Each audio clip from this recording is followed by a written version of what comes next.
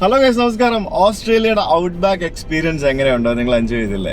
അപ്പോൾ നമ്മൾ out back experience Alice സ്പ്രിങ്സിൽ നിർത്തിയിട്ട് അവിടെ നിന്ന് ഫ്ലൈറ്റ് എടുത്ത് അഡിലേഡിൽ വന്നു. ഞാനിപ്പോൾ ഉള്ളത് സൗത്ത് ഓസ്ട്രേലിയ എന്ന് പറയുന്ന ഓസ്ട്രേലിയയുടെ മറ്റൊരു സംസ്ഥാനത്താണ്. അവരുടെ ക്യാപിറ്റലാണ് അഡിലേഡ് എന്ന് പറയുന്ന ആ ഒരു സിറ്റി അന്ന് കാണാനോ എക്സ്പ്ലോർ ചെയ്യാനോ ഒന്നും എനിക്ക് വലിയ മൂടൊന്നും ഇല്ലായിരുന്നു. കാരണം ഞാൻ ഭയങ്കരമായിട്ട് ഇവരുടെ ഔട്ട് ബാക്ക് എക്സ്പീരിയൻസിൽ ഇംപ്രസ്ഡ് ആയിട്ട് എനിക്ക് ഇവിടെ നിന്ന് ആലിസ് സ്പ്രിങ്സ് വരെയുള്ള ഒരു സെൻട്രൽ ഓസ്ട്രേലിയയുടെ ആ ഒരു മധ്യഭാഗം പൂർണ്ണമായിട്ടും കാണണം എന്നുള്ള ആഗ്രഹത്താലാണ് ഞാനിപ്പോൾ ഈ വണ്ടി എടുത്തിട്ട് നമ്മൾ വീണ്ടും ഇവിടുന്ന് മറ്റൊരു സൈഡിലേക്ക് നമ്മൾ ഡ്രൈവ് ചെയ്ത് പോകുന്നത്. നമുക്ക് ഡാർവിൻ ആലിസ് സ്പ്രിങ്സിലേക്ക് നമുക്ക് ഫോർഡ് റേഞ്ചർ കിട്ടിയെന്നുണ്ടെങ്കിൽ നമുക്ക് ഇവിടെ അഡിലേഡിൽ നിന്ന് ആലിസ് സ്പ്രിങ്സിൽ പോകാനായിട്ട് ഒരു കുഞ്ഞു വണ്ടിയാണ് കിട്ടിയത്.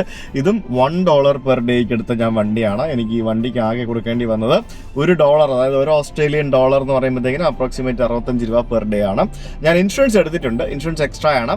പിന്നെ ഇത് അത്യാവശ്യം ചെറിയ വണ്ടി ആയതുകൊണ്ട് നല്ല മൈലേജും കിട്ടും. അതുകൊണ്ട് മിക്കവാറും അധികം എണ്ണ കുടിപ്പിക്കാതെ എനിക്ക് ഈ വണ്ടി ഓടിച്ച് അവിടെ എത്താൻ സാധിക്കുന്നതാണ് വിചാരിക്കുന്നത്. പോകുന്ന വഴിക്ക് ധാരാളം മനോഹരമായ കാഴ്ചകളും അനുഭവങ്ങളും ഒക്കെ എന്നെ പ്രതീക്ഷിച്ചിരിക്കുന്നു എന്ന് ഞാൻ വിശ്വസിക്കുന്നു.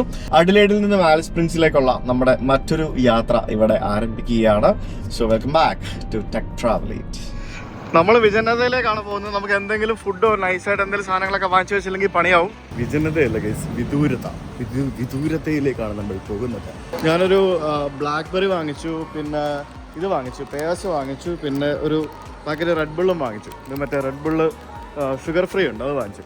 ഇത്ര വാങ്ങിച്ചുള്ളൂ. കാരണം നമ്മൾ കൂടുതൽ വാങ്ങിച്ചു കഴിഞ്ഞാൽ ഇവിടെ ഒരു സ്റ്റേറ്റിൽ നിന്ന് വാങ്ങുന്ന സാധനം വേറെ സ്റ്റേറ്റിലേക്ക് കൊണ്ടുപോകാൻ പറ്റില്ല, അങ്ങനെയൊക്കെ ഉണ്ട്. അതായത് കേരളത്തിൽ നിന്ന് വാങ്ങുന്ന ഫ്രൂട്ട്സും പച്ചക്കറിയും ഒക്കെ തമിഴ്നാട്ടിലേക്ക് കൊണ്ടുവരുതെന്ന് പറഞ്ഞാൽ എങ്ങനെ ഉണ്ടാവും? അങ്ങനത്തെ കുറച്ച് റൂൾസൊക്കെ ഇവിടെ ഉണ്ട്. കാരണം ഈ സ്ട്രിക്റ്റ് ആയിട്ടുള്ള ബയോസെക്യൂരിറ്റി മെഷേഴ്സ്, കാരണം ഓരോ നാടും വ്യത്യസ്തമാണ്. ഇപ്പോൾ അവിടെ വേറെ രീതിയാണ്, ഇവിടെ വേറെ രീതിയാണ്. അങ്ങനെ അവിടുത്തെ ജെംസ് ഇവിടെ വരാൻ പാടില്ല, ഇവിടുത്തെ ജെംസ് അങ്ങോട്ട് കൊണ്ടുപോകാൻ പാടില്ല. അങ്ങനെ ഭയങ്കര സ്ട്രിക്റ്റ് റെഗുലേഷൻസ് ഉള്ളൊരു നാടാണ് ഓസ്ട്രേലിയ. ഞാനിപ്പോൾ ഫസ്റ്റ് സ്ട്രെച്ച് നമ്മൾ എവിടെ പോകേണ്ടത്, ഇന്ന് എവിടെ നിൽക്കേണ്ടതെന്ന് തീരുമാനിച്ചിട്ടില്ല. നമ്മളിപ്പോൾ അഡിലേഡിൽ നിന്ന് പോർട്ട് അഗസ്റ്റ എന്ന് പറഞ്ഞ സ്ഥലത്തേക്കുള്ള ഒരു എക്സ്പ്രസ് ഹൈവേയിലേക്ക് കയറിയിരിക്കുകയാണ്. 110 km/h ആണ് ഇവിടുത്തെ മാക്സിമം സ്പീഡ്. നമ്മൾ നോർത്തേൺ ടെറിട്ടറിയിലെ പോലെ 130 പറക്കാൻ പറ്റില്ല. പിന്നെ ഈ വണ്ടിയും ആ ഒരു സ്പീഡിന് മേലെ ഓടിക്കാനായിട്ട് ക്യാപ്പബിൾ ആയ വണ്ടിയാണെന്ന് എനിക്ക് തോന്നുന്നില്ല. അത്യാവശ്യം വേണ്ട ബേസിക് സംവിധാനങ്ങളെല്ലാം ഈ വണ്ടിയിലുണ്ട്. ക്രൂസ് കൺട്രോൾ ഉണ്ട്, പിന്നെ ലൈൻ അസിസ്റ്റിംഗ് പരിപാടികളൊക്കെ ഉണ്ട്, ലൈൻ കീപ്പ് ഉണ്ട്. ഇനി ഞാൻ കൈവിട്ടാൽ പോലും ഇവൻ അപ്പുറത്തെ ലൈനിലേക്ക് പോകാതെ ഇതിങ്ങനെ പിടിച്ച് നിൽക്കുന്ന പരിപാടിയൊക്കെ ഉണ്ട്. അതൊക്കെ ബേസിക് ആയിട്ട് വരുന്ന എല്ലാ സൗകര്യമാണെന്ന് തോന്നുന്നു. എന്തായാലും വലിയ റോഡ് ട്രെയിനുകളും ട്രക്കുകളും കാറുകളും ഒക്കെ പോകുന്ന ഒരു 6 ലൈൻ നമ്മുടെ നാട്ടിലെ പോലത്തെ ഒരു വലിയൊരു ഹൈവേയിലൂടെയാണ് ഞാനിപ്പോൾ പോയിക്കൊണ്ടിരിക്കുന്നത്. എത്ര ദൂരം എങ്ങനെ ഉണ്ടെന്നൊന്നും എനിക്കറിയില്ല.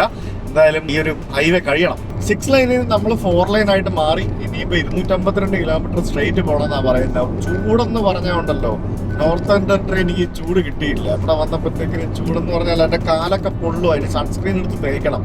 അതുപോലെ ചൂടിങ്ങനെ വെയിലിങ്ങനെ അടിച്ചുകൊണ്ടിരിക്കുക, ഒരു രക്ഷയില്ല. ഭയങ്കര കാറ്റാണ് പുറത്ത്. കാറ്റെന്ന് മാത്രമല്ല, കാറ്റിലുപരിയായിട്ട് ഭയങ്കര ഒരു ഡിഫറെൻറ്റ് ടെറൈനാണ് നമുക്കിവിടെ കാണാൻ സാധിക്കുന്നത്. നമ്മൾ ഇത്രയും നാൾ കണ്ട പോലെ അല്ല, ഒരു പച്ചപ്പ് പോലും കാണാൻ പറ്റാത്ത രീതിയിൽ. ശരിക്കും പറഞ്ഞാൽ ഇനിയിപ്പോൾ വിന്റർ വരുന്നതിന് തയ്യാറെടുക്കുന്നതിൻ്റെ ഭാഗമായിട്ട് ഇവിടെ ഉണ്ടായിരുന്ന ഗ്രാസ് ലാൻഡ് ഒക്കെ പലതും ഉണങ്ങി നിൽക്കുന്നതാണ് നമുക്ക് കാണാൻ സാധിക്കുന്നതെന്നാണ് എനിക്ക് തോന്നുന്നത്. പിന്നെ പല സ്ഥലങ്ങളിലും ഉപ്പ് ഉണ്ടാക്കുന്നതിന് വേണ്ടിയുള്ള ഉപ്പ് പാടങ്ങളും ബാക്കിയുള്ള സംഭവങ്ങളൊക്കെ നമുക്ക് കാണാൻ പറ്റുന്നുണ്ട്.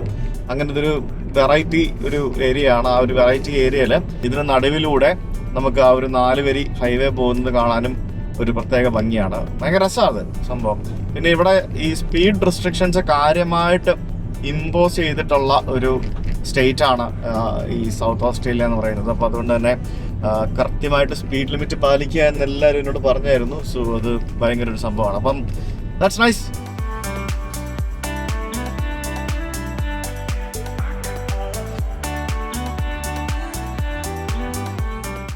വരുന്ന വഴിക്ക് ഇവിടെ ഒരു ലേക്ക് കാണാം. ലേക്ക് പമ്പുങ്ക എന്നാണ് അതിന്റെ പേര്. അതിന്റെ സൈഡിൽ ഞാൻ വണ്ടി നിർത്തിയാണ്. ലേക്ക് എന്ന് പറഞ്ഞു കഴിഞ്ഞാൽ ഒരു തുള്ളി വെള്ളമില്ലാത്ത ഒരു ലേക്കാണ് നമുക്ക് ഇവിടെ കാണാൻ സാധിക്കുന്നത്. നമ്മൾ നോർത്തേൺ ടെറിട്ടറിയിൽ അപ്പുറത്ത് ഒരു 3000 കിലോമീറ്റർ അപ്പുറത്ത് നമ്മൾ വെള്ളപ്പൊക്കം കണ്ടപ്പോൾ ഇവിടെ ഒരു തുള്ളി വെള്ളം ഇല്ലാത്ത ലേക്ക്, അതാണ് നമ്മൾ കാണുന്നത്. ഇത് ശരിക്കും പിങ്ക് ലേക്ക് എന്നൊക്കെ വേണമെങ്കിൽ പറയാം. കാരണം ഇത് ഇപ്പം നമുക്ക് പിങ്ക് കളറിലാണ് ഈ ഒരു ലേക്ക് ഇരിക്കുന്നത്. ഇതൊരു വെള്ളം വരുമ്പോഴത്തേക്കിനും ഇതൊരു വൈറ്റ് ആൻഡ് ബ്ലൂ ഒരു ഡിഫറെൻറ്റ് ഷെയ്ഡിലേക്ക് പോകുന്ന ഒരു ലേക്കാണ്. ആളുകൾ ഇവിടെ വണ്ടിയൊക്കെ പാർക്ക് ചെയ്തിട്ട് ലേക്കിലേക്ക് ഇറങ്ങി നടന്നൊക്കെ പോകുന്നുണ്ട്. ലേക്കിന് നടുവിൽ ഒരു പാമ്പിൻ്റെ ഒരു തടി കൊണ്ടുണ്ടാക്കിയ എന്തോ ഒരു സെറ്റപ്പ് ഒക്കെ ഉണ്ടാക്കി വെച്ചിട്ടുണ്ട്. റോഡിൻ്റെ സൈഡിൽ തന്നെയാണ്. ശരിക്കും ഇത് വെള്ളം നിറഞ്ഞു കിടക്കുന്ന സമയത്താണെങ്കിൽ വളരെ നല്ലൊരു എക്സ്പീരിയൻസ് ആയിരിക്കും. ഇതിപ്പോൾ വെള്ളം ഇല്ലാതെ കാണുമ്പോഴത്തേക്കിനും ലേക്ക് ഇങ്ങനെ കാണണം, അതാണ് സംഭവം എന്ന് പറയുന്നത്. നട്ടുച്ച സമയത്ത് സണ്ണി ഡേയിൽ കാണാനാണ് ഈ ലേക്ക് ഏറ്റവും നല്ല ഭംഗി എന്നാണ് പറയുന്നത്. ഈ ലേക്കിൽ വണ്ടി ഓടിക്കാൻ പാടില്ല എന്നൊക്കെ പറഞ്ഞ് അവിടെ വ്യക്തമായിട്ട് എഴുതി വെച്ചിട്ടുണ്ട്. നല്ല രസമാണ്. ഡ്രോൺ പറത്താനായിട്ട് കുറച്ച് പാടായിരുന്നു. നല്ല കാറ്റാണ്. കാറ്റത്താണ് ഞാൻ ഈ ഡ്രോൺ ചെറുതായിട്ടെങ്കിലും ഒന്ന് പറത്തിയത്, ഇല്ലെങ്കിൽ ബുദ്ധിമുട്ടാണ്. നമ്മളിപ്പോൾ ആ ലേക്കിന്റെ സൈഡിൽ കൂടെ തന്നെ പോയിക്കൊണ്ടിരിക്കുന്നത്. ഇവിടെ ഇപ്പം ഇങ്ങനെ നോക്കുമ്പോഴത്തേക്കിനും ബ്രൗൺ കളറിലെ വെള്ളം അതിനകത്ത് കിടക്കുന്ന പോലെ നമുക്ക് തോന്നില്ലേ? പക്ഷെ ഇല്ല, അതിനകത്ത് ഒരു തുള്ളി വെള്ളമില്ല. അതിനകത്ത് മണൽ മാത്രമേ ഉള്ളൂ, വെള്ളം ഒരു തുള്ളി ഇല്ലാതെ കിടക്കുന്ന ലേക്കാണ്. ഇപ്പൊ റോഡ് 4 വരെയെല്ലാം കഴിഞ്ഞ് സാധാരണ ചെറിയ റോഡായി. അത്യാവശ്യം വണ്ടി തിരക്കുണ്ട്, വേറെ ഇതൊന്നുമില്ല. അപ്പുറത്തും ഇപ്പുറത്തും വരുന്ന ചെറിയ കുഞ്ഞു റോഡായി മാറി. അങ്ങനെ ഓസ്ട്രേലിയൻ ഔട്ട് ബാക്കിലൂടെ പോകുന്ന ഒരു ഗുഡ്സ് ട്രെയിൻ നമ്മളിപ്പോൾ കണ്ടുകൊണ്ടിരിക്കുകയാണ്. നമ്മുടെ ട്രെയിനും റോഡിലൊക്കെ ഏകദേശം ഒരേ സ്പീഡാണെന്ന് തോന്നുന്നു. ഞങ്ങൾ ഒരേ സ്പീഡിലാണ് പോയിക്കൊണ്ടിരിക്കുന്നത്. ഞാനും 110, ട്രെയിനും 110 ആണെന്ന് തോന്നുന്നു. ട്രെയിൻ ഇപ്പോൾ ഇടയ്ക്കൊന്ന് സ്പീഡ് കുറഞ്ഞപ്പോൾ ഞാനിപ്പോൾ ഒപ്പത്തിനൊപ്പം എത്തി. നമ്മുടെ ആ ഒരു റോഡിന് സമാന്തരമായിട്ടാണ് ഇവിടെ അഡിലേഡിൽ നിന്ന് ഡാർവിൻ വരെ ഈ റെയിൽ പാതയും അതേപോലെ തന്നെ ഈ റോഡും പോകുന്നത്. ഭയങ്കര സൈറ്റ് അല്ലേ? 2 ലോക്കമാണ് വലിച്ചുകൊണ്ട് പോകുന്നത്. വലിയൊരു കണ്ടെയ്നറുകളൊക്കെ കൊണ്ടുപോകുന്ന ഒരു കണ്ടെയ്നർ കൊണ്ടുപോകുന്ന ട്രെയിനാണ്.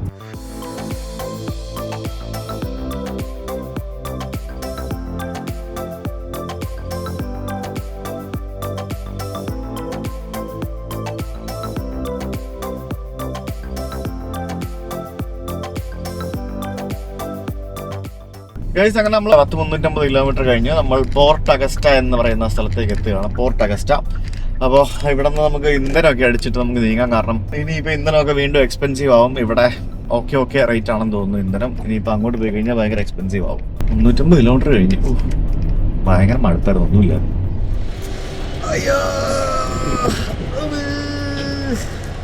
മതിയായേ. ഇവിടെ 163 ആണ് പെട്രോളിന്റെ റേറ്റ് എന്ന് പറയുന്നത്. 163 തുറന്നായിരുന്നു. നല്ല ചൂടും അസാധ്യ സംഭവം, ഒരു രക്ഷയില്ല. നമ്മളിപ്പോൾ വന്നുകൊണ്ടിരിക്കുന്നത് അഗസ്റ്റ ഹൈവേ എന്ന് പറഞ്ഞൊരു ഹൈവേയിലൂടെ ആയിരുന്നു. പോർട്ട് അഗസ്റ്റ എന്ന് പറഞ്ഞ സ്ഥലത്തേക്കാണ് നമ്മളിപ്പോൾ എത്തിയിരിക്കുന്നത്. ഇതൊരു ചെറിയ സ്ഥലമാണ്. ഇവിടെ നിന്ന് ഇനിയിപ്പോൾ നമ്മൾ പ്യുവർ ഒരു ഔട്ട് ബാക്ക് എക്സ്പീരിയൻസിലേക്ക് പോവാണ്. കാരണം ഇനിയിപ്പോൾ അങ്ങോട്ട് വിജനമായ സ്ഥലമാണ്. ഇവിടെ വിട്ട് കഴിഞ്ഞാൽ അടുത്ത 150 കിലോമീറ്റർ കഴിഞ്ഞിട്ട് ഇനിയിപ്പോൾ അടുത്തൊരു പെട്രോൾ പമ്പ് പോലും ഉള്ളൂ, വേറൊന്നുമില്ല.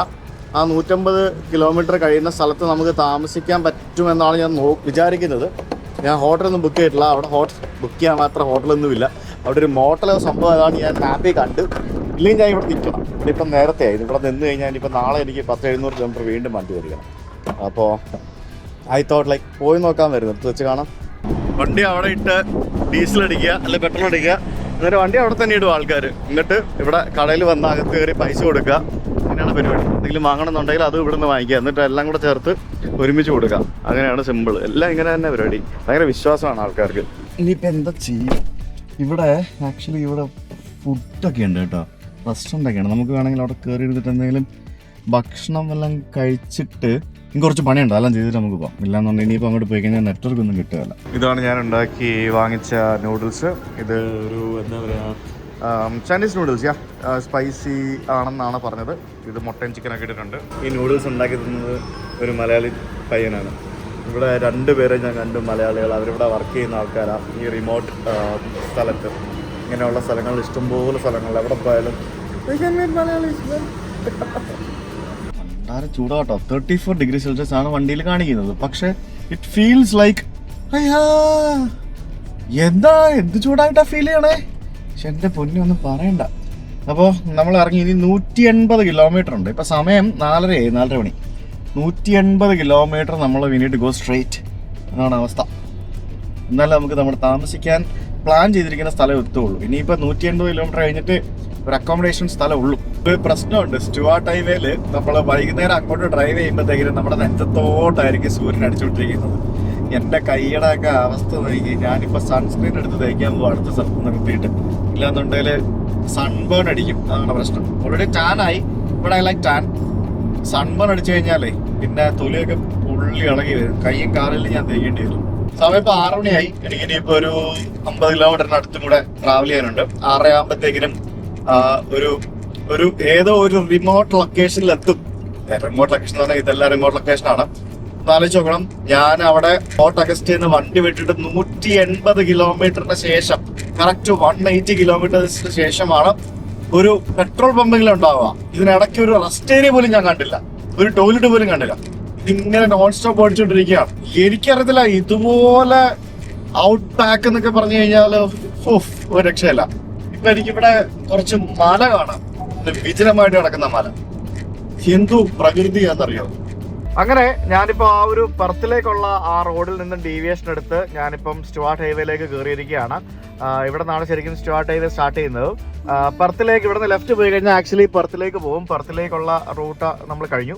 അപ്പോൾ ഇനി നമ്മൾ ഇവിടെ നിന്ന് നോക്കുമ്പോഴത്തേക്കിന് 1223 ആലിസ് സ്പ്രിങ്സ്. അപ്പോൾ ഈ വഴി നേരെ പോയി കഴിഞ്ഞാൽ ആലിസ് സ്പ്രിങ്സ് വരെ 2500 കിലോമീറ്റർ ഡ്രൈവ് ചെയ്താൽ എവിടെ എത്തും? ഡാർവിനെത്താം. ഓസ്ട്രേലിയ നടുക്കുന്ന് മുറിച്ച് മേളിൽ നിന്ന് താഴെ വരെ ഉള്ള ഒരു വഴി. അതിൽ മേളിൽ നിന്ന് ഞാൻ ഡ്രൈവ് ചെയ്ത് വരെ വന്നു. അവിടെ നിന്ന് ഫ്ലൈറ്റ് എടുത്ത് അഡ്ലേഡ് വന്നു. എന്നിട്ട് അവിടെ നിന്ന് താഴെ നിന്ന് ഡ്രൈവ് ചെയ്ത് ഞാൻ മേളിലേക്ക് പോകുന്നു. അങ്ങനെയാണ് നമ്മുടെ പരിപാടി എന്ന് പറയുന്നത്. സോ നമ്മൾ ഡ്രൈവ് ചെയ്ത് ഈ ഒരു സെൻട്രൽ ഓസ്ട്രേലിയയുടെ കംപ്ലീറ്റ് ഭാഗം ഇങ്ങനെ നമ്മൾ കാണും. ഇതിനകത്ത് കൂബർ പടി എന്ന് പറയുന്ന ഒരു സ്ഥലമാണ് ഇതിൻ്റെ ഒരു മെയിൻ ഹൈലൈറ്റ്.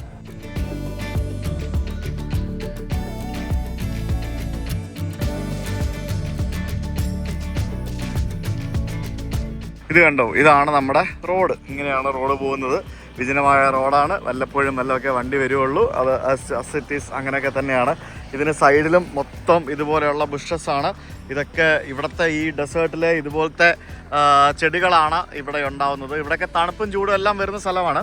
അപ്പോൾ ഇവിടെ ശരിക്കും കഴിഞ്ഞ ദിവസം കണ്ട പോലെ അല്ല. ഇവിടെ നമുക്ക് ആകാശ ദൃശ്യം നോക്കുമ്പോഴത്തേക്കിനും നമുക്ക് കാണാം ഇവിടെ ഭയങ്കര ഭംഗിയാണ്. ഭയങ്കര ഭംഗി എന്ന് പറഞ്ഞാൽ ഒരു ബ്രൗണിഷ് ഭംഗിയാണ് ഇവിടെ കിട്ടുന്നത്. ഭയങ്കര രസമാണ് ആ ബ്രൗണിഷ് ഭംഗി എന്ന് പറയുമ്പോഴത്തേക്കിനും. അഡലേഡിൽ വിട്ടിട്ട് നമുക്ക് ആ ഒരു ടൗൺ എത്തുന്നവരെ, പോർട്ട് ഓഗസ്റ്റ് എത്തുന്നവരെ ഒരു ചെടി പോലും ഇല്ലാത്ത സ്ഥലമായിരുന്നു. ഇപ്പം ഇത് കഴിഞ്ഞപ്പോഴത്തേക്കിനും ചെടികളൊക്കെ ആയി, ബുഷസായി, വേറൊരു ടൈപ്പ് സംഭവങ്ങളായി. സെൻട്രൽ ഡെസേർട്ട് ഏരിയ അതാണിത്. ഭയങ്കര രസമാണ്. ഇതെന്താ സംഭവം അറിയാമോ? ഇത് ഇന്നലെ പൂളിലിട്ട നിക്കറാണ്. അത് നനഞ്ഞിരിക്കുകയായിരുന്നു. അപ്പോൾ അത് ഉണക്കിയില്ലായിരുന്നു. അപ്പോൾ ഞാൻ പുറകിലിട്ടിരിക്കുകയായിരുന്നു ഇത്ര നേരം. അപ്പോൾ പുറകിലല്ല വെയിൽ, നല്ല വെയിലുള്ളത് ഇവിടെ ഡാഷ്ബോർഡിൻ്റെ മേളിലാണ്. എന്നാൽ പിന്നെ അവിടെ ഇട്ടേക്കാൻ നിർത്തി അവിടെ ഇട്ട് ഉണക്കിക്കൊണ്ടിരിക്കുകയാണ്. അത് നിമിഷ നേരങ്ങൾ കൊണ്ട് ഉണങ്ങി കിട്ടും. എനിക്കൊന്നൊരു 10-15 മിനിറ്റ് അവിടെ ഇട്ടാൽ മതി ഉണങ്ങും. കാരണം വിജനമാണല്ലോ. റോഡും വിജനമാണ്, ആരും കാണാനുമില്ല. പിന്നെ പറഞ്ഞ പോലെ നമുക്ക് പർപ്പസ് നടക്കണ്ടേ, ഉണങ്ങി കിട്ടണ്ടേ 2 നിക്കർ. അതാണ് സംഭവം.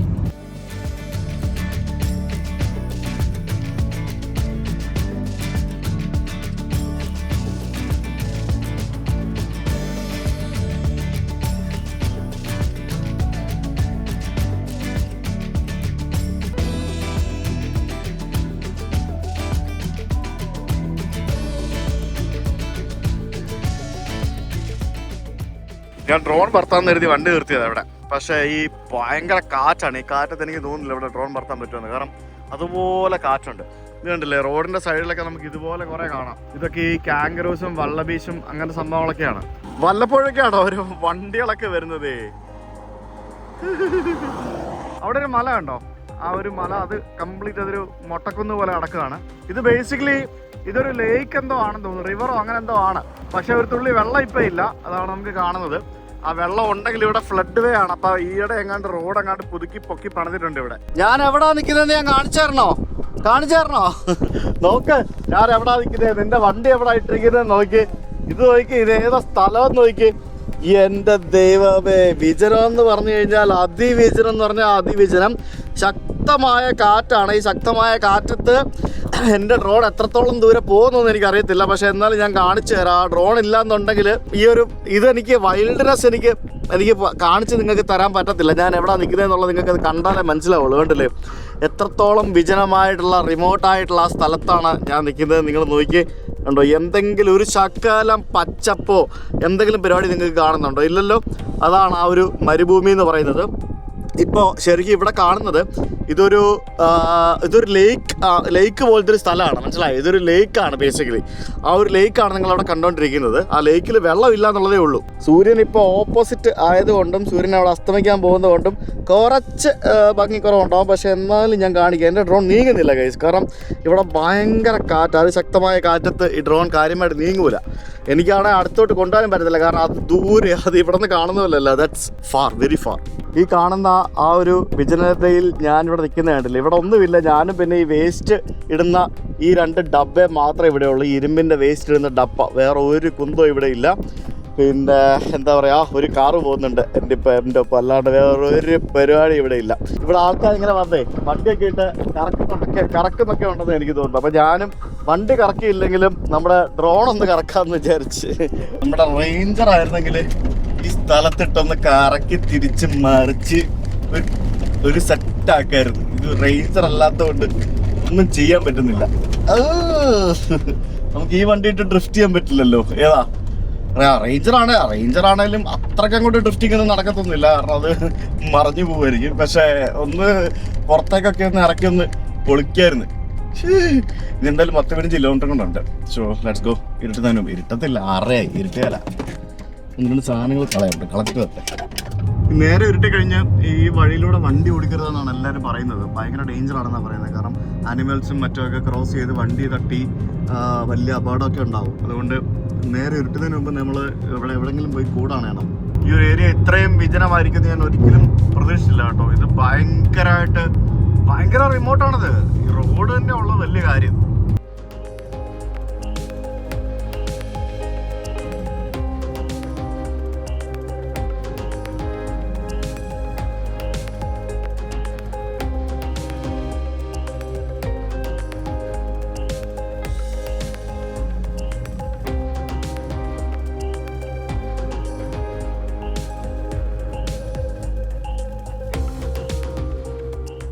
അങ്ങനെ നമ്മളവിടെ എത്തി.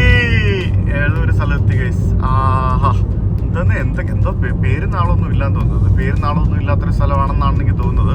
ഇവിടെ നിന്ന് റൈറ്റ് എടുത്തു കഴിഞ്ഞാൽ 97 കിലോമീറ്റർ പോയി കഴിഞ്ഞാൽ ഏതൊരു സ്ഥലത്തേക്ക് ഉണ്ടാവാം. ഇവിടെ ഇത് ഇന്റർസെക്ഷൻ പോയിന്റ് ആണ്. ഇവിടെ അണ്ടമൂഗ ഓപ്പൽ ഫീൽഡ്, അവിടെ ഈ ക്യാരവൻ പാർക്ക് ഉണ്ട്, റെസ്റ്റോറന്റ് ഉണ്ട്, പിന്നെ താമസിക്കാനുള്ള സ്ഥലമുണ്ട് എന്നൊക്കെ പറഞ്ഞ് എഴുതി വെച്ചിട്ടുണ്ട്.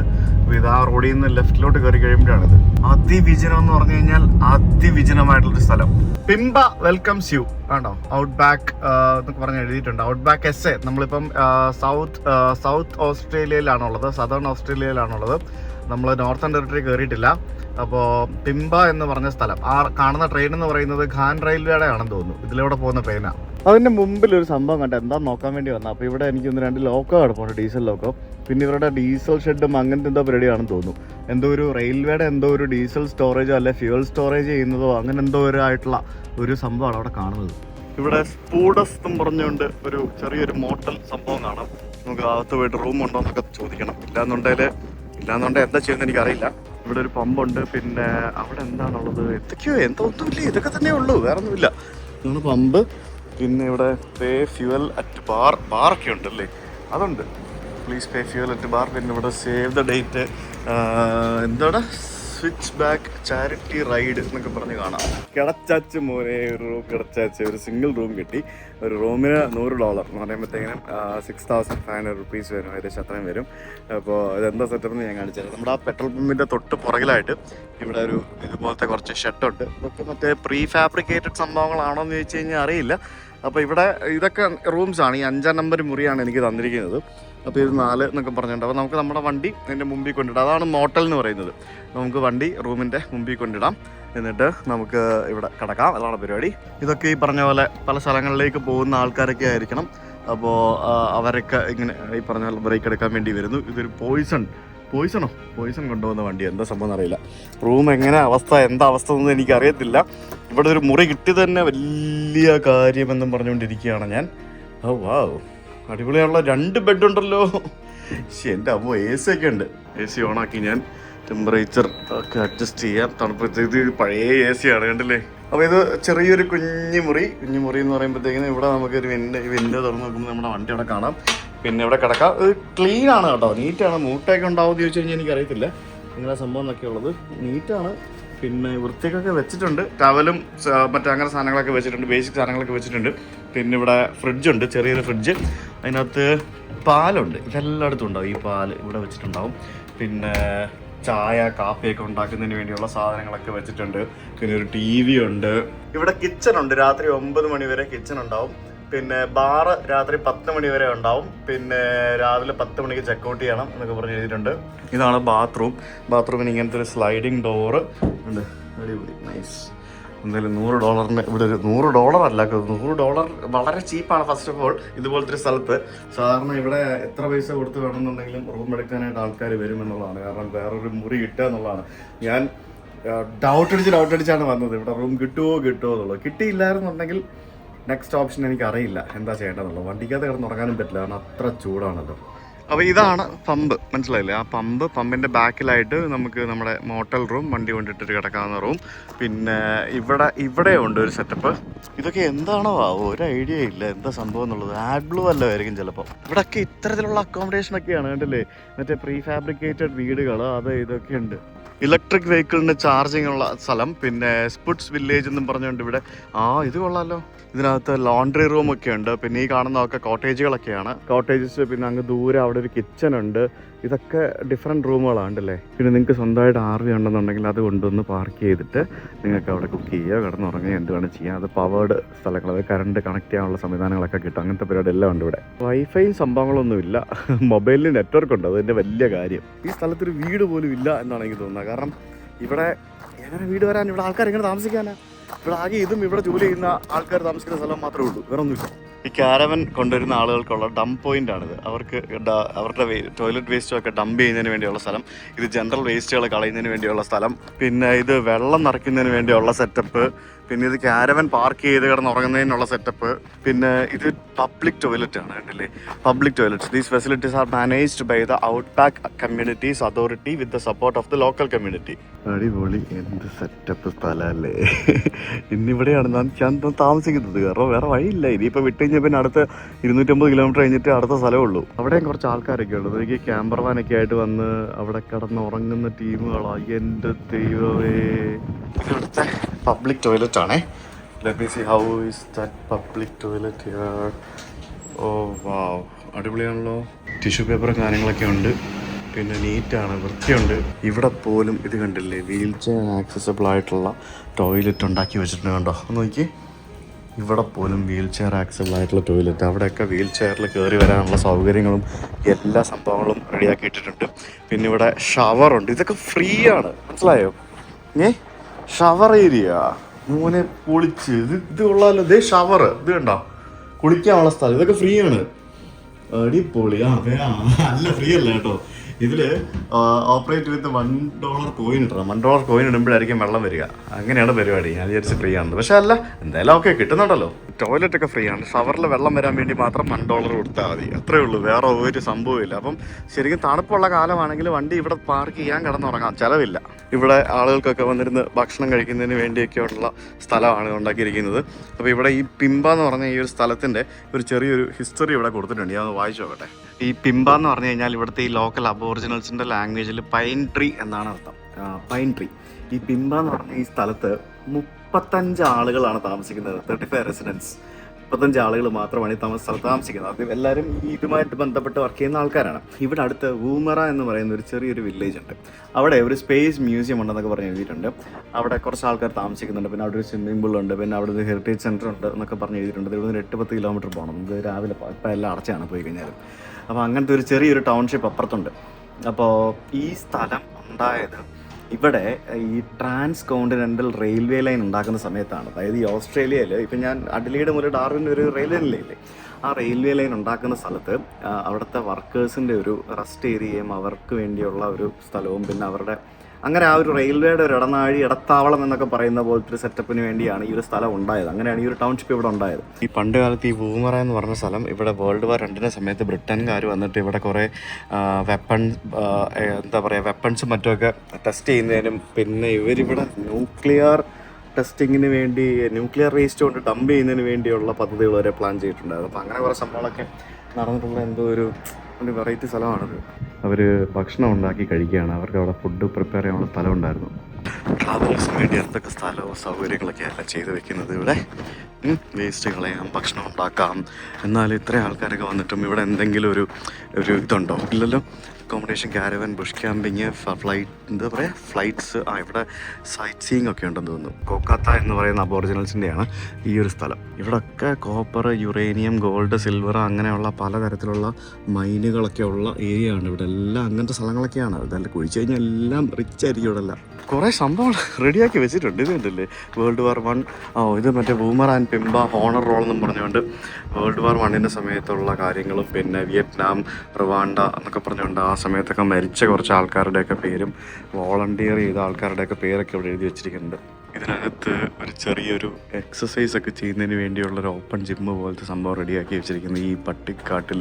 പിന്നെ ഇവിടെ ഈ ബൂമറ എന്ന് പറഞ്ഞ സ്ഥലത്ത് എന്തൊക്കെ കാണാനുണ്ട്, അവിടെ എന്തൊക്കെ ചെയ്യണം. ഇവിടെ പണ്ട് റോക്കറ്റ് ലോഞ്ചിങ് ഒക്കെ നടന്നിരുന്നു. അപ്പോൾ ഇവിടെ ആക്ച്വലി റോക്കറ്റ് ലോഞ്ചിങ് സൈറ്റുകളൊക്കെ ഉണ്ട്. അങ്ങനെയുള്ള സ്ഥലങ്ങളൊക്കെ പോയി കാണണം എന്നൊക്കെ പറഞ്ഞ് എഴുതിയിട്ടുണ്ട്. അക്കോമഡേഷൻ അവിടെ ആകെ ഉള്ളത് ഒരു എൽദോ ഹോട്ടലും പിന്നെ ബൂമറ ട്രാവൽ വില്ലേജും. ആ 2 സാധനങ്ങളുണ്ട്. ഭക്ഷണം കഴിക്കാൻ കിട്ടുന്ന സ്ഥലം, അങ്ങനെയുള്ള ഡീറ്റെയിൽസ് ഒക്കെ എഴുതി വെച്ചിരിക്കുന്നു. എനിക്ക് ഈ സ്ഥലം ഭയങ്കര ഇഷ്ടമായി കേട്ടോ. ഈ നാട്ടിലെ ഏക ഹോട്ടലാണ് എൽദോ ഹോട്ടൽ. ഇത് അന്തമൂക എന്നും പറഞ്ഞുകൊണ്ട് മറ്റൊരു സ്ഥലമാണ്. ആ അന്തമൂക എന്ന് പറയുന്നത് ഇവിടുന്ന് അങ്ങോട്ട് പോകുന്ന വഴിക്കുള്ള വേറൊരു സ്ഥലം. അവിടെ എന്തൊക്കെയുണ്ടെന്നൊക്കെയുള്ളതാണ് ഈ എഴുതി വെച്ചിരിക്കുന്നത്. ഈ ആളുകൾക്ക് ഇൻഫർമേഷൻ കൊടുക്കാൻ വേണ്ടി. ഈ ക്യാമ്പ് ഗ്രൗണ്ട് എന്ന് പറയുന്നത് ഫ്രീ ആണെന്ന് വെച്ച് കഴിഞ്ഞാൽ ഫ്രീ ആണ്. പക്ഷേ ഒരു നോമിനൽ എമൗണ്ട് $5 എല്ലാം ഒരു ഡൊണേഷനായിട്ട് കൊടുക്കുക എന്നുള്ളത് മാത്രമാണ് അവിടെ എഴുതി വെച്ചിരിക്കുന്നത്. സോ ക്യാമ്പർ ഉണ്ടെങ്കിൽ ഇവിടെ താമസിക്കാം. ഇനി ഇതല്ല പ്രൈവറ്റ് ക്യാമ്പിങ്, അകത്ത് കൂടുതൽ സൗകര്യങ്ങൾ വേണമെന്നുണ്ടെങ്കിൽ ഇവിടെ പൈസ കൊടുത്തിട്ട് അകത്ത് വണ്ടി കയറ്റി പാർക്ക് ചെയ്തിട്ട് കിടന്നിറങ്ങും. അതൊക്കെയാണ് ഇവിടുത്തെ പരിപാടികൾ. ഇനി ആ റെസ്റ്റോറൻറ്റും കൂടെ ഞാൻ കാണിച്ചു തരാം. റെസ്റ്റോറൻ്റ് അല്ല, അവിടുത്തെ അകത്ത് സെറ്റപ്പ് ഞാൻ കാണിച്ചു തരാം. അവിടെ ഒരു ഗംഭീര ബാറൊക്കെ ഉണ്ട്. സമയം ഇപ്പോൾ 7:30 7:30 സൂര്യൻ ഇങ്ങനെ കത്തി ജ്വലിച്ച് നിൽക്കുക. കിച്ചൺ രാത്രി 8 മണിക്ക് അടയ്ക്കുമെന്ന് എഴുതി വെച്ചിട്ടുണ്ട്. ഇതിനകത്തൊരു ഗെയിമിംഗ് ഏരിയ ഉണ്ട്. ഇത് ഇവർക്ക് ഭയങ്കര പ്രിയമാണെന്ന് തോന്നുന്നു. എവിടെ പോയാലും കാണും ഗെയിമിംഗ് ഏരിയ എന്നും പറഞ്ഞിട്ടുണ്ട്. നോക്കി ആളുകളൊക്കെ വന്നിരുന്ന് ഗെയിം കളിക്കുകയായിരുന്നു കുറേ മുമ്പ്. ഇപ്പം എല്ലാവരും ഫുഡ് കഴിച്ചുകൊണ്ടിരിക്കുക.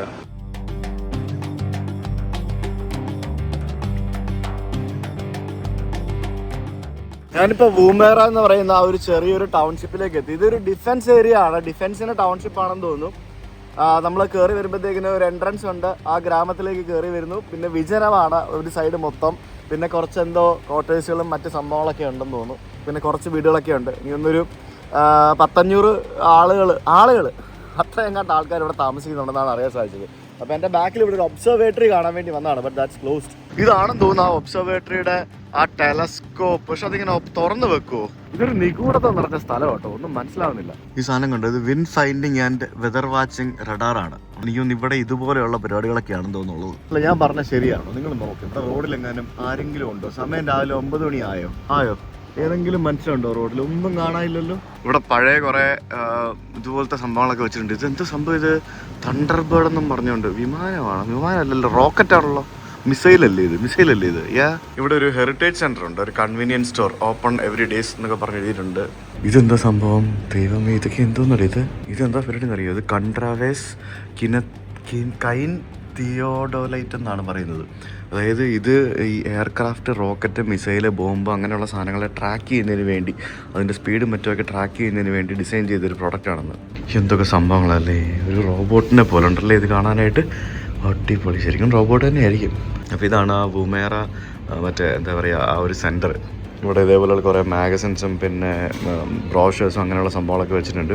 പിന്നെ ഇതിനകത്തൊരു ഫുഡ് കോർട്ടുണ്ട്. ഫുഡ് വല്ലതും കഴിക്കണമെന്നുണ്ടെങ്കിൽ ഫുഡ് കഴിക്കാം. പിന്നെ ഒരു സൂപ്പർ മാർക്കറ്റ് ഉണ്ട്, ഒരു ചെറിയൊരു ഗ്രോസറി ഏരിയ. പിന്നെ ഇതിനകത്തൊരു മ്യൂസിയം പോലത്തെ ഒരു സ്ഥലമുണ്ട്. ഇവിടെ ഈ ഒരു ഏരിയനെ പറ്റി കുറേ ചരിത്രമൊക്കെ ഇവിടെ കാണിച്ചു തരും. ഇതൊക്കെ ഫ്രീ എൻട്രി ആണ്. ഡെസേർട്ട് എൻവയോൺമെൻറ്റ്, ഡെസേർട്ടിലെ വിഷമുള്ള പാമ്പുകളും പഴുതാരകളും പിന്നെ ലിസാർഡുകളും ബാക്കിയുള്ള പല സംഭവങ്ങളും, പിന്നെ ഇവിടുത്തെ പഴയ അബോറിജിനൽസ് ആയിട്ടുള്ള ആളുകൾ ഉപയോഗിച്ചുകൊണ്ടിരുന്ന അവരുടെ ഓരോരോ സംഭവങ്ങൾ. ഇത് കണ്ടോ, എന്തോ ഓരോരോ സാധനങ്ങൾ, കുപ്പി അതും ഇതൊക്കെ മെഡിസിൻസ് ഇല്ലേ, മരുന്നുകളൊക്കെ സൂക്ഷിച്ചു വെച്ചിരുന്ന അവരുടെ ഒരു ഇതാണ് ഈ കാണുന്നത്, കണ്ടില്ലേ? അതായത് ഇത് വെറുതെ അല്ല, ഇവിടേക്ക് വന്നിരുന്ന ഒരു പഴയ കപ്പലിൽ മരുന്ന് സൂക്ഷിച്ചു വെച്ചിരുന്നത് ഇങ്ങനെയായിരുന്നു എന്ന്. ഇതിനകത്ത് ഫ്രീ ടോയ്ലറ്റ് ഉണ്ട്. പിന്നെ ഇതിനകത്തൊരു റോക്കറ്റ് റേഞ്ച് മ്യൂസിയം ഉണ്ട്. ഇവരിപ്പോഴും കോമൺവെൽത്ത് ഓഫ് ഓസ്ട്രേലിയ എന്നാണ് പറയുന്നതെന്ന് തോന്നുന്നു. Defence prohibited area. ശരിക്കും ഇത് ഇവിടുത്തെ ഒരു പ്രോഹിബിറ്റഡ് ഏരിയ ആണ്. പക്ഷേ ഇതല്ല, ഇത് ചുമ്മാ സൈൻ ബോർഡ് വെച്ചിരിക്കുന്നതാണ്. ഈ ഒരു സ്ഥലത്ത് പണ്ട് മിസൈൽ ടെസ്റ്റിങ്ങും പിന്നെ അതുപോലെയുള്ള പല പരിപാടികളും ഇവർ നടത്തുന്നുണ്ടായിരുന്നു. ആ സമയത്ത് ഉണ്ടായിരുന്ന ആ ഒരു കാര്യമാണ് ഇവിടെ കാണിക്കുന്നത്. വാവ്, ഇവിടെ കുറേ സംഭവങ്ങളുണ്ടല്ലോ. അടിപൊളി. ഇതൊക്കെ പണ്ട് ഇവിടെ ഉപയോഗിച്ചതും ഉപയോഗിക്കാൻ വേണ്ടി ഉണ്ടാക്കിയതും പരീക്ഷിച്ചതുമായിട്ടുള്ള പല പല സംഭവങ്ങളാണ് ഇവിടെ ഇങ്ങനെ ഡിസ്പ്ലേയിൽ വെച്ചിരിക്കുന്നത്. ഇതുപോലൊരു സ്ഥലത്ത് ഇങ്ങനെയൊക്കെയുള്ള സംഭവങ്ങൾ ഉണ്ടാവുമെന്ന് എനിക്ക് അറിയില്ലായിരുന്നു കേട്ടോ. മറ്റേ മെഷീൻ അത് വീണ്ടും ഒരെണ്ണം കൂടി ഇരിപ്പുണ്ട് ഇവിടെ. ഇത് ആദ്യമായിട്ട് എങ്ങനെ ഒരു മെഷീൻ കാണുന്നത്. മിസൈലുകളും ബോംബുകളും തുടങ്ങി എന്തൊക്കെ പരിപാടികളാണ്. ശരിക്കും ഇങ്ങനെയുള്ള വിജനമായ സ്ഥലങ്ങളിലല്ലേ ഇതുപോലെയുള്ള പല സംഭവങ്ങളും ചെയ്യുന്നത്. അവർക്ക് ഇഷ്ടംപോലെ സ്ഥലമുണ്ടല്ലോ. പിന്നെ ഈ സാധനം എനിക്ക് ഇഷ്ടപ്പെട്ടു കേട്ടോ. ഭയങ്കര രസമല്ലേ കാണാൻ. Sounding rocket astronomy. ഇത് ശരിക്കും ഉണ്ടല്ലോ, ഇത് നിന്ന് വായിക്കുവാണെങ്കിൽ കുറേ കാര്യങ്ങളൂടെ കിട്ടും. എനിക്കിത് വായിച്ചുകൊണ്ടിരിക്കാൻ സമയമില്ലാത്തതുകൊണ്ടാണ്. ഇവർക്ക് ഇവരുടേതായിട്ടുള്ള പല സംഭവങ്ങളുണ്ട്. ഇത് എനിക്ക് തോന്നുന്നു ഉപയോഗിച്ചിട്ട് എവിടെയോ ക്രാഷായ എന്തോ ഒരു സാധനമാണെന്ന് തോന്നുന്നു. കിവീസിൻ്റെ റോക്കറ്റുകളും മിസൈലുകളും ബാക്കിയുള്ള സംഭവങ്ങളും ഒക്കെ ഞാനിവിടെ വന്ന് കാണുകയുണ്ടായി. അതെന്തായാലും കൊള്ളാം. ഞാനിതൊന്നും ഇവിടെ എക്സ്പെക്ട് ചെയ്തല്ല കേട്ടോ. ഇനി പുറത്ത് പോകുമ്പോഴത്തേനും പുറത്ത് വേറെ കുറേ സംഭവങ്ങൾ ഇരിപ്പുണ്ട്. കാറ്റത്തിറങ്ങി നടക്കാൻ വയ്യ ഗൈസ്. നോക്കട്ടെ. കാലാവസ്ഥയ്ക്ക് എന്തോ പ്രശ്നം സംഭവിച്ചിട്ടുണ്ട് കേട്ടോ. എന്താ അപ്ഡേറ്റ് എന്നൊന്നും മനസ്സിലാവുന്നില്ല. നമ്മൾ ആലിസ് സ്പ്രിങ്സിലുള്ള സുനീഷേട്ടൻ വിളിച്ചിട്ട് അവിടെ ഭയങ്കര വെള്ളപ്പൊക്കമാണെന്ന്. മഴയൊന്നും പെയ്തിട്ടില്ല, എവിടെയോ എന്തോ സംഭവിച്ച് വെള്ളപ്പൊക്കമാണെന്ന്. ഒന്നും മനസ്സിലാവുന്നില്ല ഗൈസ്. എന്നാലും ഈ ഒരു ദുരൂഹ ഗ്രാമത്തിൽ ഒരു മനുഷ്യനെ കാണുന്നില്ലല്ലോ എന്ന് ഞാൻ ആലോചിക്കുന്നത്. റോഡിലൊന്നും ഒരു മനുഷ്യനും ഇല്ലാത്ത സ്ഥലം. അവിടെ വൂമേറ തിയേറ്റർ എന്ന് പറഞ്ഞൊരു തിയേറ്റർ കാണാം. ഇത് ഒരു റോക്കറ്റ് സയൻസ് പാർക്ക് എന്ന് പറഞ്ഞൊരു സ്ഥലമാണ്. ഇവിടെ കുറച്ച് ഇതുപോലെയുള്ള ഇവരുടെ കുറച്ച് വിമാനങ്ങൾ ഇവർ വെച്ചിട്ടുണ്ട്. അതിൽ വിമാനങ്ങൾ മാത്രമല്ല, വിമാനങ്ങളുണ്ട്, റോക്കറ്റുകളുണ്ട്, പിന്നെ ഇവരുടെ 1-2 യുദ്ധവിമാനങ്ങളും ബാക്കിയുള്ള സംഭവങ്ങളൊക്കെ വെച്ചിട്ടുണ്ട്. ഇത്ര വിജനമായ ഈ ഗ്രാമത്തിൽ നിന്ന് ആൾക്കാരൊക്കെ ഒഴിഞ്ഞു പോയതാണോ എനിക്കറിയത്തില്ല. എനിക്ക് ഇവിടെ വല്ല ആറ്റം ബോംബും വീണോ, എന്നെ സംഭവിക്കുന്നു എന്നൊരു ഐഡിയ മനസ്സിലാവുന്നില്ല ഗൈസ്. ഒരുത്തനും ഇല്ലാത്തൊരു സ്ഥലം. എന്ത് സ്ഥലം ഇത്? എങ്ങനെയൊക്കെയുണ്ടോ ഇത്? ഈ വുമേറനെ പറ്റി എഴുതി വെച്ചിട്ടുണ്ട്. വുമേറ എന്ന് പറയുന്ന ഒരു established in 1947 to service the Woomera range complex. The village is the only part of the complex open to the public. മനസ്സിലായില്ലേ? അതായത് ഇവിടുത്തെ ഡിഫൻസിന്റെ ലാൻഡാണ്. അതിനകത്ത് വില്ലേജ് ആണ് ഇവിടുത്തെ ഏറ്റവും ഓപ്പൺ ആയിട്ടുള്ള സ്ഥലം. ഈ ഓസ്ട്രേലിയയുടെ ഡിഫൻസ് ആൻഡ് എയറോസ്പേസ് ഓർഗനൈസേഷന്റെ എന്തൊക്കെയോ സ്ഥലമാണിത്. പിന്നെ വിമേറ ഒബ്സർവേറ്ററി നമ്മൾ കണ്ടു. ഇവിടെ 1,22,000 സ്ക്വയർ ഫീറ്റ് പ്രോഹിബിറ്റഡ് ഏരിയ ഉണ്ടെന്ന്. ഇവിടെ is the largest land based missile and rocket range in the western world. വെറുതെ അല്ല ഞാൻ ഇന്നലെ ഡ്രോൺ പറത്താൻ പോയിട്ട് എനിക്ക് ഡ്രോൺ പറത്താൻ പറ്റായിരുന്നത്. കാറ്റ് റീസണും കൂടെ ആയിരുന്നു. അതുകൊണ്ടാണ്. അതായത് 1940 മുതൽ 71 വരെ ഇവിടെ ഏകദേശം 7,000 ആളുകൾ ഉണ്ടായിരുന്നു. ഇപ്പൊ 2016 ഇവിടെ 146 പെർമനന്റ് റെസിഡൻസ് ആണ് ആകെ ഉള്ളത്. അപ്പൊ ഇത് നമ്മുടെ ലഡാക്കിലൊക്കെ പോകുമ്പോൾ നമ്മൾ കാണുന്ന പോലെ തന്നെയുള്ള അല്ലെങ്കിൽ നമ്മുടെ എന്താ പറയാ, കാർഗിൽ എന്നൊക്കെ പറയത്തില്ലേ, അതേപോലെ തന്നെയുള്ള എന്തോ ഒരു തന്ത്രപ്രധാനമായിട്ടുള്ള സ്ഥലമാണിത്. ഞാനങ്ങനെ വിമാനത്തിന്റെ ഇത് ഒറിജിനൽ കേട്ടോ, ചിറകുകൾക്കടിയിലൂടെ ഞാനിങ്ങനെ നടന്നു പോയിക്കൊണ്ടിരിക്കുകയാണ്. എഞ്ചിനൊന്നുമില്ല, എഞ്ചിനൊക്കെ എടുത്ത് മാറ്റി. ഈ യാത്രയിൽ നമ്മൾ എന്തൊക്കെ സ്ഥലങ്ങളാണ് കണ്ടല്ലേ, എത്ര ദുരൂഹത നിറഞ്ഞ സ്ഥലങ്ങളൊക്കെ നമ്മൾ കണ്ടു അല്ലേ, എന്തൊക്കെ വെറൈറ്റി എക്സ്പീരിയൻസ് നമുക്ക് കിട്ടിയല്ലേ. അതൊക്കെയാണ് ഈ ഓസ്ട്രേലിയയുടെ ഔട്ട് ബാക്ക് എന്ന് പറയുന്നത്. ഓസ്ട്രേലിയയുടെ ഔട്ട് ബാക്കിലൂടെയുള്ള ആ ഒരു ട്രാവൽ എക്സ്പീരിയൻസ് കിട്ടണമെങ്കിൽ ഒരു വണ്ടി എടുത്ത് ഒറ്റയ്ക്ക് ഇറങ്ങിയാൽ മാത്രമേ പറ്റുള്ളൂ, എന്നാലേ കിട്ടുള്ളൂ. I am enjoying it. നിങ്ങൾ എൻജോയ് ചെയ്യുന്നുണ്ടോ? നിങ്ങൾ എൻജോയ് ചെയ്യുന്നുണ്ടെങ്കിൽ വീഡിയോ കമൻറ്റ് ചെയ്യുക. അതേപോലെ തന്നെ നിങ്ങളുടെ അഭിപ്രായങ്ങൾ കമൻറ്റ് ചെയ്ത് സബ്സ്ക്രൈബ് ചെയ്യാത്തവർ സബ്സ്ക്രൈബും ചെയ്യുക. That's it.